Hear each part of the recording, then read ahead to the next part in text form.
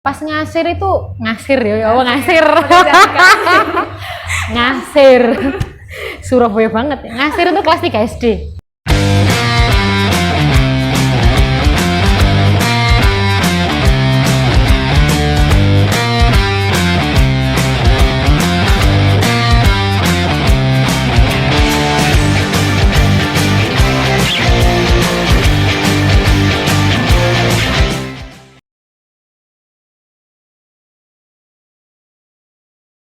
Hai Sobat Bisnis Shop, balik bersama aku Nadia. Jadi kali ini kita akan mereview bisnis di Rawonmuli. Hai. Nah sekarang aku sudah sama ownernya nih, atau teman aku namanya Raisa. Jadi kenalin, Rai. Iya, perkenalkan saya Raisa Aulia. Saya sebagai owner dari Rumah Makan Rawonmuli. Oke. Nah bisa diceritain sedikit nggak sih tentang profilnya Mbak Raisa sendiri, mungkin di Rawonmuli ini sebagai apa? Terus mungkin cerita juga Rawonmuli itu udah dari kapan, terus mungkin sejarahnya gimana gitu. Oke, sebenarnya Rawonmuli itu dari Probolinggo ya.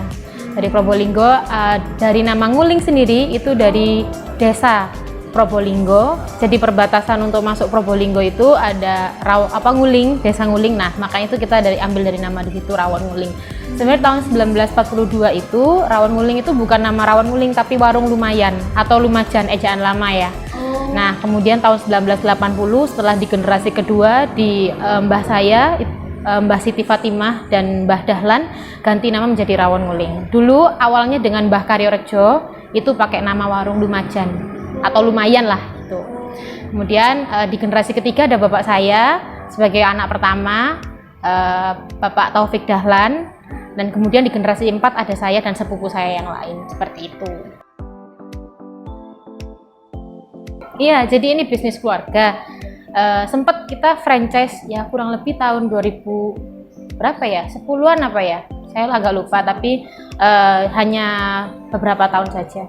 Kemudian kita tetap melanjutkan di bisnis keluarga. Kalau cabang pertama itu ada di Jalan Kendang Sari Industri nomor 41B, tepatnya di sini ya. Ini Kendang Sari. Iya, ini Kendang Sari di Surabaya. Di sini buka tahun 1989 setahu saya. Saya agak lupa, saya belum lahir soalnya. 89 atau 88. Terus kedua ada di Jalan Kutai. Kutai itu Yang tengah kota. ya, dekat Darmo ya itu. Ya. Kemudian saya agak lupa itu bukanya kapan. Kemudian selanjutnya itu ada di Malang, Zainul Arifin atau itu adik dari mbah saya. Nah, kemudian ada di Taman Sepanjang daerah Krian ya itu ya. Itu om saya. Terus yang Perak juga om saya juga. Dan beberapa kan barusan juga buka di beberapa tol Mojokerto, Surabaya sama Pandaan itu ya juga punya om saya juga. Apa yo? 1, 2, oh baru lagi mer ya Allah, Masya Allah lupa. Kok kelalen. Ya jadi di mer itu baru Januari ini 2021 gitu. Berarti ada 3, 4, 5, 6, 9 lah. 9. Insya Allah 9 lah, 8 apa 9 ya? Sekitar 8 atau 9. Mohon maaf itu setiap keluarga ada stiker mobilnya. Gitu. Sebagai penguntit ini punya siapa? Berarti ini ya tips juga buat sobat bisnis nggak sih, kalau misalnya mau buka usaha keluarga terutama, nah itu kan banyak tuh kendaraannya, bisa ditempel jenis bisnis kamu biar orang-orang udah tahu. Biar tahu. Oh iya benar. Bisa juga sih sebenarnya. Bisa. Sambil iklan sih ya itu ya. Cuman kecil gitu. Jadi biar penasaran orang-orangnya. Iya benar, biar dibaca. Iya. Kalau ciri khas dari rawonnya sendiri kan kita kan memang lebih bening, semacam kayak semur. Jadi keluaknya emang tidak terlalu sebanyak rawon-rawon yang lain. Mungkin rawon-rawon yang di Surabaya, karena kan kita kan di Probolinggo. Cuman memang ciri khasnya kita seperti itu. Kayak kalau di kita nggak ada daun bawangnya. Coba dicek yang lain biasanya pakai daun bawang. Kayak gitu. Jadi di irisan tipis di kuahnya itu ada irisan daun bawangnya. Biasanya kayak gitu. Terus kita juga lebih bening, kayak hampir mirip semur daripada sedikit keluaknya kayak gitu sih. Terus kan juga karena kita kan berpusat di Probolinggo, semua dapur urusan seperti bumbu-bumbu semua dari Probolinggo, jadi rasa kita juga sama. Oh nggak ada yang bikin di setiap cabang, semua wajib ambil di pusat. Itu sih kalau itu memang tergantung dari itu ya, apa namanya, menurut saya sih lebih tergantung dari masing-masing ownernya juga kalau di saya, karena kan emang kita beda-beda ya. Tapi kalau saya sendiri dari beberapa cabang saya lebih suka menyeragamkan gitu. Kalau di sini Genang Sari, Kutai, intinya ada yang sama lah. Entah itu dari tatanan mejanya, entah itu dari lantainya, entah itu dari kayak gini temboknya, itu ada yang sama kayak gitu. Jadi waktu pembangunan yang di cabang lain yang dari bapak ibu saya itu dengan satu arsitek yang sama, jadi biar rapi gitu loh, biar lebih cantik aja kayak gitu sih. Masih satu tipe lah. Iya, satu tipe, jadi lebih serasi gitu sih. Terus terus kan di Resto sendiri kayak ada identitas dari kakek bunga atau foto kali ya. Di kita ada sih, di cabang-cabang ada fotonya Mbah sama Mbak Uti biasanya di belakang kayak gitu ya, di tembok-tembok itu ada. Terus ya mungkin kalau nggak foto apa namanya, kayak di sebelah situ ada kayak foto zaman dulunya gimana, itu ada. Tadi aku udah sempat pamer. Nah itu di situ kayak foto-foto jadulnya kita lah, yang waktu masih warung Lumajang, bukan yang rawon nguling. Sebenarnya kalau prospeknya food and beverage sendiri, bukan rawon ya, ini umum lah, general, semuanya menurut saya emang punya prospek sih. Kalau makanan berat seperti saya di rawon nguling itu pasti kan dibutuhin banyak orang ya, maksudnya kayak makanan berat gitu ya. Maksudnya kalau saya bukan di camilan atau jajan kayak gitu ya. Kalau misalnya makanan berat emang biasanya juga udah itu, tapi emang nama dari branding itu sangat penting. Jadi misalnya kalau teman-teman mau membuka franchise atau mau membuka kemitraan, keagenan usaha yang lain lah ya, saya nggak tahu, nggak bisa jelasin, entah itu dari rumah makan atau dari lain, apa sih ya ini lain, ya intinya brandingnya mereka harus bener-bener yang tepat. Jadi biar teman-teman nggak akan, ini pasti berprospek beberapa tahun ke depan kayak gitu. Jadi kiranya modelnya teman-teman atau biaya franchise-nya itu nggak rugi. Harus balik modal seberapa, kemudian kotor bersihnya sudah harus jelas. Kalau misalnya teman-teman intinya tidak terburu-buru sih, nggak terburu-buru dan melihat prospeknya ke depan. Itu saya nggak bilang apapun ya, enggak, saya bilang semuanya, termasuk food and beverage juga. Kalau misalnya mereka juga punya nama aja, tapi dari rasa nggak bisa meyakinkan, ya menurut saya nggak akan bertahan lama. Tapi kalau misalnya punya nama, rasanya bisa diyakinkan dan ya standar seperti itu, ya insya Allah itu akan bertahan lama kayak gitu. Dan terus berinovasi sih, nggak bisa wirausaha itu nggak boleh diem, nggak boleh stuck di situ. Apa yang baru kayak mungkin kayak apa namanya sekarang itu pengiriman pesan antar ya gitu kan ya. Terus kayak pembayarannya via apapun lah ya, menurut saya memang itu harus kita mengikuti kayak gitu juga. Kalau di setiap cabang itu beda-beda tergantung kreativitas pemilik masing-masing. Jadi kalau di sini rawon, tapi ada rawon daging, rawon iga, rawon buntut, rawon dengkul. Kalau itu hampir di semua cabang ada ya biasanya ya, karena kan wajibnya ya rawon kan. Terus gulai kambing, sop sayur, sama lauk pauk kayak empal, perkedel, limpo, paru gitu, tempe. Tapi kalau misalnya di tempat lain kayak di pusat itu menurut saya lebih banyak ya daripada saya. Ada soto kayak gitu-gitu. Mereka ada pepes, terus macam-macam lah, mendol. Jadi setiap, kalau di Malang kan ciri khasnya mendol, mereka jual mendol gitu. Jadi kayak punya ciri khas masing-masing. Terus kalau yang di Perak itu kalau nggak salah mereka juga ada rujak. Jadi ya macam-macam, itu terserah. Kalau mereka bisa ya pokoknya kan harus menjual rawonnya itu tadi. Karena ini usaha keluarga, yang pertama tradisionalnya itu sangat dijunjung tinggi. Kemudian pertama susah sih minta izin ke bapak ibu untuk ada tambahan GrabFood, GoFood, ya semacam itu, yang semua lah, elektronik lah ya, yang kita itu dipermudah sebenarnya, tapi mereka nggak mau gitu loh, kadang nggak mau, kayak ya nggak usah lah ribet gitu, nggak usah lah nanti gimana, nggak usah lah ya, mereka belum tahu m-banking dan lain sebagainya, itu menjelaskannya itu susah gitu kan saya kan. Terus akhirnya ya saya kesana sendiri gitu, saya cobalah satu.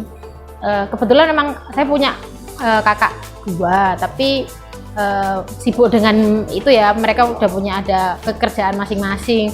Nah terus habis itu ya saya coba sendiri, terus ya ternyata memang sangat menguntungkan ya Nat ya, maksudnya kayak ikutin Grab, ikut GoFood itu kan sangat menguntungkan, dan karena kan kita kan nggak bisa nganter ya, nggak ada delivery order, nggak ada drive thru kayak gitu kan nggak ada, akhirnya sangat membantu, dan alhamdulillah sampai sekarang akhirnya orang tua percaya gitu. Maksudnya kayak oh ya ternyata emang bisa ya, akhirnya sekarang kalau misalnya buka cabang baru sebulan sebelum cabang itu buka, aku sudah harus mendaftarkan semua GrabFood, GoFood, ShopeePay, apa kayak m-banking gitu, apa namanya, krisnya gitu-gitu, itu sudah harus daftarin semua. Jadi biar nggak, ya udah siap gitu, buka itu sudah harus siap semua. Belajarnya ke pasar. Ya karena bulan biasa pasti ke pasar sih. Belajarnya ke pasar Keputaran itu. Tahu nggak ya? Ya, tahu, ya. Itu kan malam ya kalau dulu ya, sebelumnya diobrak, sekarang udah jadi jalan kan ya. Ya itu kalau misalnya ke pasar, dia ke pasar habis maghrib gitu, sampai kalau kita kejebak macet di dalam ada truk yang nurunin kubis-kubis itu, oke kita di dalam sampai jam 11 malam nggak pulang. Itu dari aku SD udah kayak gitu. Maksudnya ibu ngajak, ya karena aku anak terakhir, ikut terus naik becak di atas tumpukan di atas tumpukan sayur, ya itu aku ikut di situ. Terus paginya masih ke pasar tradisional deket sini, terus kadang ngambil daging kalau emang telat ya, kita ngambil ke Krian langsung. Terus apa namanya, belajarnya sebenarnya kalau ibu emang karena saya sering ikut ibu ya, jadi udah kayak kebiasaan aja sih ya, kayak dari situ. Kemudian kayak memperkenalkan bayar pajak, ya itu wajib, semua wajib bayar pajak, apapun pajak, banyak kan ya macamnya ya, SPT, apalagi kalau wirausaha itu kan macam-macam pajak, ya itu emang ibu sudah ngajarin dari dulu, dari jadi pas SMP tuh ya bayar pajak sendiri, apa ya udah. Wow, SMP itu masih umur berapa tuh Raisa? Nggak, paling SMP kelas 2 kelas 3 lah, itu udah harus bisa kayak gitu. Itu Raisa ya yang jalan ya untuk bayar pajak ya? Diberitahu ini gini, ini kesini gitu ya. Pertama kan takut ya, maksudnya kudu ya apa, kudu kan kudu ya apa ya gitu. Terus habis itu lama-lama sampai kenal, ya mesti sama orang pajaknya ya fine aja mas gitu, kayak biasa gitu. Ya kadang Mbak kadang titip aku mau berangkat ke kantor nih, biar aku nggak usah ke sana. Sebenarnya mereka itu saking friendly-nya gitu loh, jadi enak lah, nyantai, nggak tidak. Biasanya mungkin orang-orang kok gini nanti gini gitu, enggak, mereka sangat terbuka sekali. Walaupun kita juga buka usaha baru, mereka sangat membantu untuk menata ini seperti apa, ini seperti apa. Iya. Kalau saya sendiri sekarang ini pakai Instagram untuk menjangkau 70% itu atau anak muda itu. Iya bener, 70%-nya itu emang harus dijangkau pakai Instagram menurutku. Dari marketing Instagram memang yang menjalankan aku, dan aku juga ambil salah satu temanku buat menjalankan Instagramnya Rawon Nguling yang di seluruh cabang dan di pusat ya. Jadi ada pertanyaan atau mungkin kayak dari daftar menu, harga, jam buka, terus ya macam-macam lah, itu bisa ditanyain di Instagram juga di @rawonnguling. Rawon Nguling apa? Iya, Rawon Nguling. @rawon nguling. Iya. Kalau itu memang rumah makan atau apapun itu bisnis dari sendiri, maksudnya create-nya kita sendiri ya, kita sebagai pemiliknya, bukan kayak keagenan, kemitraan. Jangan nyerah sih, jangan nyerah. Rugi itu pasti. Kalau nggak mau jadi, kalau mau untung kok, kalau mau untung aja, nggak mau rugi, jangan jadi pengusaha. Resiko tuh pasti ada, naik turun tuh pasti. Jadi kalau waktu naik harus benar-benar memanage uang, saving money-nya harus bener. Jangan sampai diboros-borosin, wah udah rame kayak gini-gini, enggak, itu bukan cara kayak gitu. Kita harus saving money-nya, kemudian kita perbaiki lagi apa yang kurang, Semisal kita punya investasi lain, ya itu lebih baik diinvestasikan yang lain kayak gitu. Kalau misalnya emang yakin bisa ini, mungkin kalau saya mengembangkan rumah makan ya, mungkin ngembangin rumah makan lagi gitu ya, lain gitu. Rumah makan juga di Rawon Nguling ini juga, ya nggak apa-apa, ngembangin juga. Terus kalau teman-teman yang lain misalnya pun jangan terlalu ditimbang-timbang deh ya, kelamaan gitu loh. Maksudnya kayak iya nggak ya, aku ada uang segini, iya nggak ya, caranya gimana ya, kelamaan sampai nggak ngetren masalah itu apa, kalau nggak itu kan kayak kita buka rumah makan kan problem solving karena kita lapar ya, maksudnya terus habis itu iya. Nah kalau misalnya teman-teman ada masalahnya apa, kemudian bisa menemukan masalah tersebut dari membuka warung, atau kalau nggak apapun itu jasa apa ya, saya nggak tahu, ya udah segera dan itu memang pasarnya udah tepat, udah segera dilakukan, ada modal ya udah segera dilakukan. Jangan takut rugi dan aduh sepi semangatnya turun ditutup, enggak, bukan gitu konsepnya. Buka usaha itu bukan gitu konsepnya, tetap terus lanjut. Pasar-pasar yang dulu yang udah misalnya kayak apa namanya, orang si A, si B, si C, gimana caranya, oh mungkin kita kasih apa namanya, kita ngiklanin, kita promosi, kemudian bisa pakai apa namanya buy one get one, atau kalau nggak diskon, atau kalau nggak apa. Nah orang-orang yang sudah tertangkap untuk masuk ke tempatmu ya, mungkin kalau saya di rumah makan, atau kalau nggak jasa mungkin kamu bisa cari kontaknya. Nah kayak gitu, jadi iya jemput bola memang harus, itu wajib ya kalau misalnya kamu mau melanjutkan ya kayak gitu. Tapi kalau misalnya kamu udah menyerah dan banyak minusnya mungkin ya itu balik lagi ke diri masing-masing ya, mesti mau melanjutkan seperti itu, yakin apa enggak kayak gitu. Sebenarnya dari situ kan simple ya, kan itu kan bukan pakai uang juga ya, mesti nggak harus buka toko ya, pakai toko di Instagram juga ada, jadi reseller kan juga udah dapat uang ya, itu pintar-pintarnya kita aja sih kayak gitu. Memanfaatkan apa yang kita punya. Iya bener, handphone itu juga menurutku sudah sangat pintar dan canggih, jadi jangan, smartphone-mu jangan sampai digunakan jadi cuman upload Instagram doang, enggak, bisa jual foto juga, aku kayak gitu. Jadi jangan nganggur lah intinya, pasti banyak yang bisa dilakuin. Jadi nggak ada alasan buat kalau anak-anak muda tuh nggak duit itu nggak ada alasan menurut saya, pasti punya, pasti caranya ada dan pasti punya uang. Kalau misalnya teman-teman yang mau mengunjungi di rumah makan Rawon Nguling di pusat di Probolinggo atau di cabang-cabang kami ada di Jalan Kenang Sari, Jalan Kutai, Mer, Perak, Taman, dan ada juga di Malang, dan bisa juga langsung di @rumahmakanrawon_nguling di Instagram kami, seperti itu. Oke, sekian video review bisnis kali ini, semoga bermanfaat ya buat sobat bisnis. Sekarang saya Nadia, Saya Raisa. kami berdua undur diri, sampai ketemu di video review bisnis berikutnya. Stay di Kashaf Enterprise. Dah.